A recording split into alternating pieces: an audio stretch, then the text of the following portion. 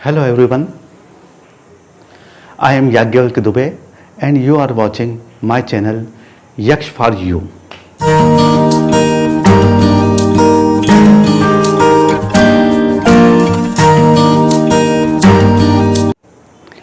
जैसा कि हम लोगों ने चर्चा की थी कि हम इंग्लिश फॉर बिगिनर्स का पहला सेशन स्टार्ट करेंगे, तो सबसे पहले हम लोग जो प्रारंभ करने जा रहे हैं वो है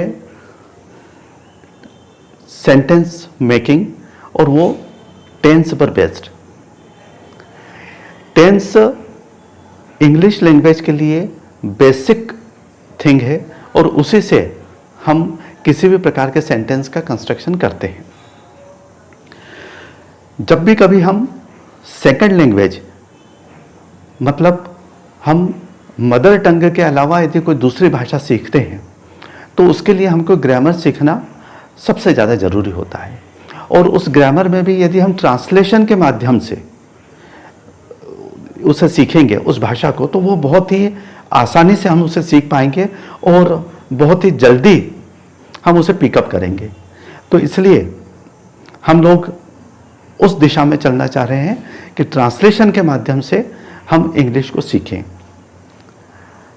हम आज के सेशन में सबसे पहले चर्चा करेंगे वो टेंस कितने प्रकार के होते हैं और उन्हें किस तरीके से उनकी पहचान होती है। जब भी कभी हम इंग्लिश में कोई सेंटेंस लिखते हैं तो हम सबसे पहले उसमें सब्जेक्ट का यूज़ करते हैं। सब्जेक्ट जैसे होता है आई, वी, यू, ही, शी, दे, किसी व्यक्ति का नाम हो, कोई प्लेस हो, इस प्रकार से सब्जेक्ट होता है। उसके बाद हम जो लिखते हैं वो होता है हेल्पिंग वर्ब और फिर वर्ब, यानी सहायक क्रिया, फिर क्रिया, और फिर उसके बाद में होता है ऑब्जेक्ट। तो किसी भी सेंटेंस की जो पहचान होती है वो पहचान बनती है हमेशा ही दो स्पेशल जो वर्ड्स होते हैं, हेल्पिंग वर्ब और वर्ब। वर्ब का अर्थ होता है क्रिया, आप लोग सभी जानते हैं अच्छी तरीके से। क्रिया यानी किसी भी व्यक्ति, मतलब मनुष्य या किसी जानवर के द्वारा जो काम किया जाता है उसे अपन वर्ब कहते हैं। इस वर्ब को हम हमेशा चार प्रकार से लिख सकते हैं, जिसको अपन फर्स्ट, सेकंड, थर्ड और आईएनजी फॉर्म कहते हैं। उनके क्या नाम होते हैं वो अपन आगे चल करके फिर कभी चर्चा करेंगे। तो जैसे कोई भी वर्ड है जो क्रिया के रूप में है, मान लीजिए जैसे गो है, गो यानी जाना, किसी व्यक्ति के द्वारा काम किया जाता है तो गो फर्स्ट फॉर्म है, सेकंड होता है वेंट, थर्ड होता है गॉन, और जब अपन उसमें आईएनजी का यूज़ करते हैं तो गोइंग। इस तरीके से वो यूज़ किया जाता है।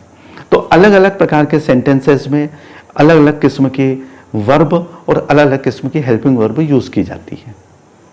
तो हम लोग इसी पर सबसे पहले डिस्कस करेंगे कि किस प्रकार के हेल्पिंग वर्ब और किस प्रकार की वर्ब अपने सेंटेंसेस में होती है। जैसा कि आप लोगों को दिखाई दे रहा है, टेंस, प्रेजेंट, पास्ट और फ्यूचर। तो तीन प्रकार के टेंस होते हैं। सभी भाषाओं में तीन प्रकार के टेंस होते हैं: प्रेजेंट वर्तमान, पास्ट भूतकाल और फ्यूचर भविष्यकाल। इन तीनों जो टेंस हैं इनको हम चार प्रकार से लिख सकते हैं इंग्लिश में। एक होता है सिंपल, दूसरा होता है कंटिन्यूस, तीसरा होता है परफेक्ट, और फोर्थ नंबर पर, चौथे नंबर पर होता है परफेक्ट कंटिन्यूस टेंस। तो कुल मिलाकर के यदि हम देखते हैं तो कुल 12 प्रकार के टेंसेस हो सकते हैं। प्रत्येक टेंस को अपन चार चार प्रकार से लिख सकते हैं, प्रेजेंट, पास्ट और फ्यूचर को। तो ये कुल मिलाकर के 12 टेंस होते हैं।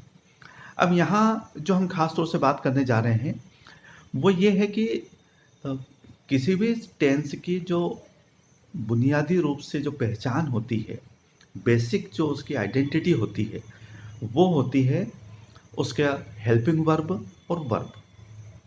कि हेल्पिंग वर्ब उसमें कौन सी यूज़ कर रहे हैं हम, और वर्ब का फॉर्म क्या है।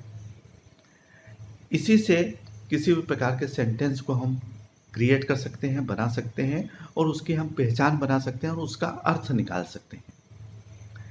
तो यहाँ हम एक चार्ट के माध्यम से देखेंगे कि जो प्रत्येक टेंस होता है उसमें किस प्रकार की हेल्पिंग वर्ब यूज़ की जाती है और वर्ब का फॉर्म क्या होता है।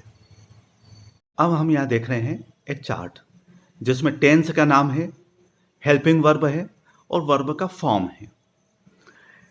सबसे पहले हम देखते हैं simple present tense. Simple present tense में हम ये देखते हैं कि हेल्पिंग वर्ब क्या यूज़ होती है।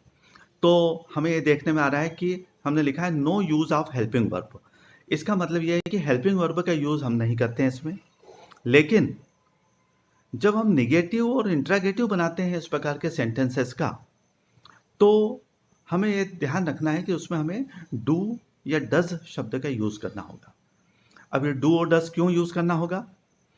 क्योंकि हमेशा याद रखें, जब कभी भी हम सिंपल प्रेजेंट टेंस का कोई सेंटेंस बनाते हैं और उसमें कोई निगेटिव बनाते हैं, इंट्रागेटिव या किसी भी टेंस का निगेटिव या इंट्रागेटिव बनाते हैं, तो निगेटिव बनाने के लिए हमको नॉट लिखना होता है और इंट्रागेटिव बनाने के लिए हेल्पिंग वर्ब पहले लिखना होती है सब्जेक्ट के।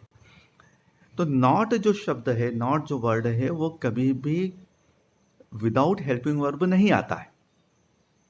तो ऐसी स्थिति में हमें कुछ हेल्पिंग वर्ब यूज़ करना होगी और चूंकि प्रेजेंट फॉर्म है इसलिए हमको डू और डज यूज़ करना है।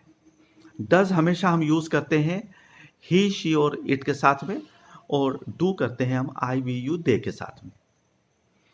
इसके बाद जो वर्ब है उस वर्ब का हम फर्स्ट फॉर्म यूज़ करते हैं, लेकिन यहाँ अपन ध्यान रखेंगे कि जब ही, शी और इट आएगा तो वर्ब में एस या एस लगा देंगे। लेकिन फिर से ये ध्यान रखना है कि जब हम नेगेटिव बनाएंगे या इंट्रागेटिव बनाएंगे तो हम डस का यूज़ करते हुए जो वर्ब में एस या एस लगाया है ही, शी, इट के साथ, वो अपन हटा देंगे। जब हम एग्जाम्पल देखेंगे तब हमको और आसानी से समझ में आएगी ये सारी बातें। इसके बाद नंबर आता है प्रेजेंट कंटिन्यूस टेंस का। प्रेजेंट कंटिन्यूस टेंस में 3 प्रकार की हेल्पिंग वर्ब यूज होती है। एक होती है एम, दूसरी इज, तीसरी आर। एम का यूज करते हैं हम आई के साथ, इज का करते हैं ही, शी, इट के साथ, और आर का करते हैं वी, यू, दे यानी प्लूरल फॉर्म के साथ में। इस प्रकार के जो सेंटेंसेस होते हैं उसमें वर्ब का फॉर्म में आईएनजी लगता है।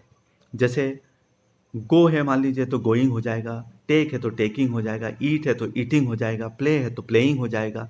ऐसे कोई भी जो वर्ब है उसमें हम आईएनजी लगाएंगे। इसके बाद थर्ड नंबर का टेंस आता है प्रेजेंट परफेक्ट टेंस। इस प्रेजेंट परफेक्ट टेंस में 2 प्रकार की हेल्पिंग वर्ब यूज होती है। एक होती है हैव और दूसरी होती है हैज। हैव हम हमेशा आई, वी, यू और दे के साथ लगाते हैं, और हैज जो होती है वो ही, शी और इट के साथ लगती है। अब यहां पर जो वर्ब का फॉर्म होगा वो थर्ड फॉर्म होगा। तो थर्ड फॉर्म इट मीन्स जैसे गो है तो गॉन होगा, राइट है तो रिटर्न होगा, टेक है तो टेकन होगा। इस प्रकार से हम वर्ब का थर्ड फॉर्म हम यूज करेंगे।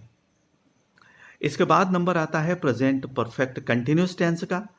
तो प्रेजेंट परफेक्ट कंटिन्यूस टेंस में भी 2 प्रकार की हेल्पिंग वर्ब लगती है। वो होती है हैव बीन और हैज बीन।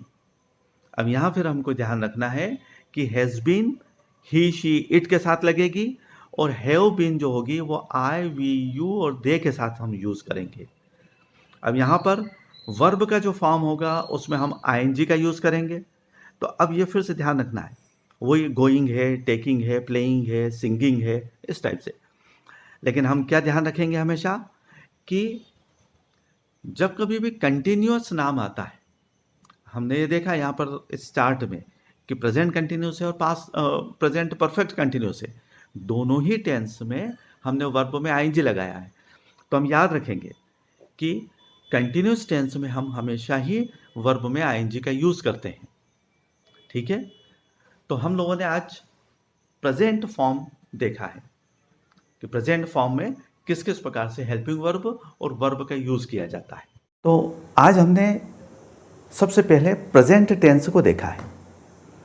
प्रेजेंट टेंस में किस प्रकार की हेल्पिंग वर्ब यूज हो रही है और किस प्रकार के वर्ब, और उससे हम किस प्रकार के सेंटेंसेस बनाते हैं। ये हम आगे चल करके जब ट्रांसलेशन के माध्यम से सीखेंगे कि पर्टिकुलर सेंटेंस को किस तरीके से यूज़ किया जाता है, तब हमारे लिए और भी ज़्यादा आसान होगा। तो आज के लिए इतना सफिशिएंट है।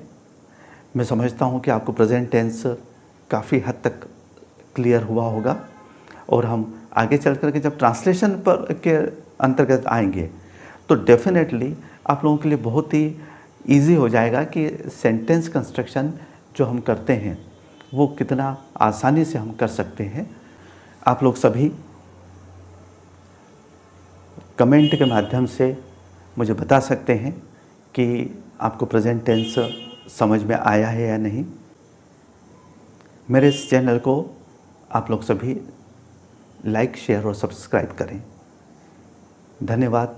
Thank you and have a nice day. Thank you very much.